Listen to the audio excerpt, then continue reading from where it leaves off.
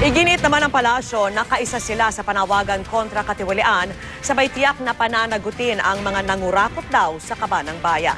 Saksi si Claire Delfin. Habang nagsisimula ang sinasabing pinakamalaking protesta sa panahon ng kanyang administrasyon, may pangakong iniwan si Pangulong Noynoy Aquino sa pagunita ng National Heroes Day.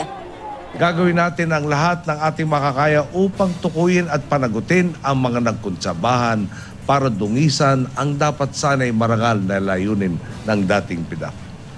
Hindi natin hahayaang maging kasangkapan ang sinuman upang magpatuloy ang kababuyan ng ilan.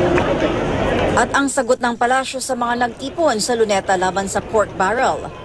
We are on the same side. Laban ho tayo sa korupsyon.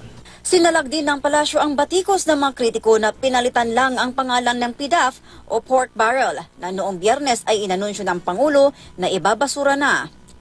Lahat ng proyekto po ng mga distrito ay ilalagay na po sa mga implementing agencies.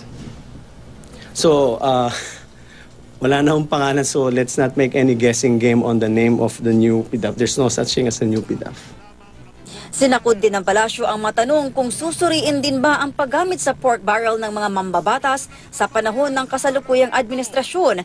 Gayon din ang Presidential Social Fund o PSF na ayon sa ilan ay pork barrel ng Pangulo. All these reports are all out there. It's all out there in the website. At sa gitna din ng panawagang i-abolish din ang PSF, Our system of government allows the executive branch a certain leeway to address those uncertainties. ako si Claire Delfin, ang inyong saksi.